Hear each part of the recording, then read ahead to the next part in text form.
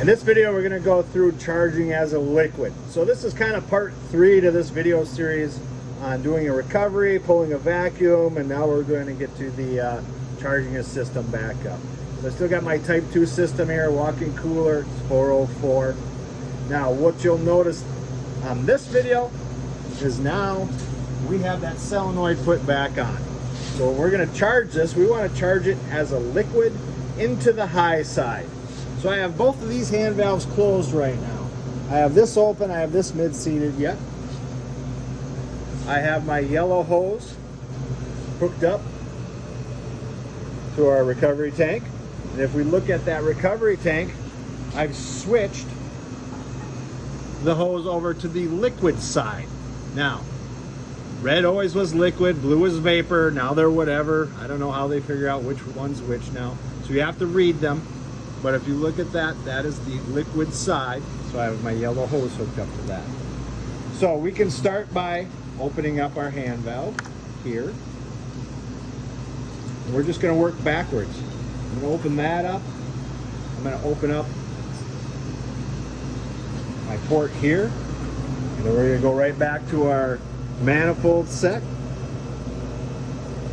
And I'm going to open up the high side. I'm going to open up wide open. But before we get to that, I do have my scale. If you look, this is what we took out of there, the 3 pounds. Still on there from our recovery. I'm going to keep track of that. I want to know how much I took out and how much I'm putting back in. So I'm going to open up this high side. It's wide open.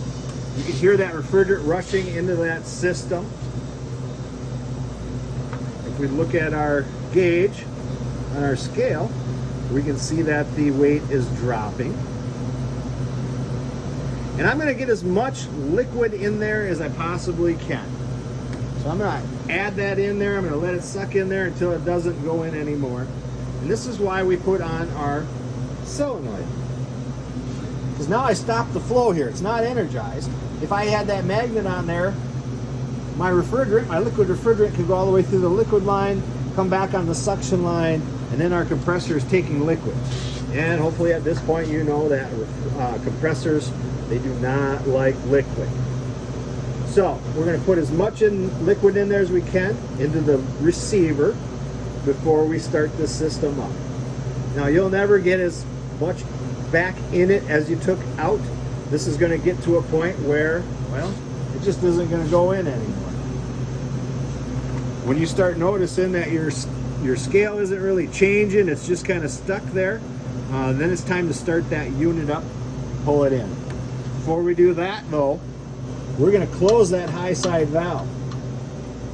When this thing is running, if I have this open and this open, I'm taking liquid refrigerant, going through my manifold set, dumping it into my suction line, and again, I'm putting liquid refrigerant right into that compressor, right? So we want to make sure that we close that high side valve. The low side valve's still closed. Let me take my locks off of here.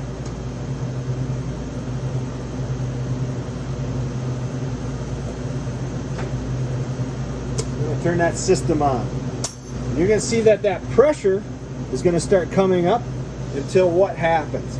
Until that pressure control says, hey, we hit our cut-in pressure. We turn that compressor on.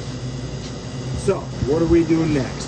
How do we get refrigerant in there? Well, we're going to meter it in on the low side. And I know what you're thinking. You just told us twice. We do not put liquid into the suction line into the compressor. Well, that's why we meter it in. If you can see our pressures, right? Our pressure's running 50 psi. I'm going to take that hand valve and I'm going to open it just a little bit. If I can keep that 10, 15 pounds over our running pressure, over that 50 pounds we had there, I'm actually flashing that liquid refrigerant off, kind of like an expansion valve or a metering device, through my gauges. That compressor will kind of tell you if you're putting in too much liquid too fast. If it starts sounding like there's a can, rocks rattling in a can, too much, back her off, right? So now we're just going to slowly let that compressor pull the liquid refrigerant from our yellow into our suction until we can get as much out of there as possible. And again, it's all about metering that in, doing nice and slow. We can only do it through the low side when that system is running. And we put as much in the high side into the liquid receiver before we turn that on. Eventually, that will pull more refrigerant out of that system, and or out of our can, and put it back into the system.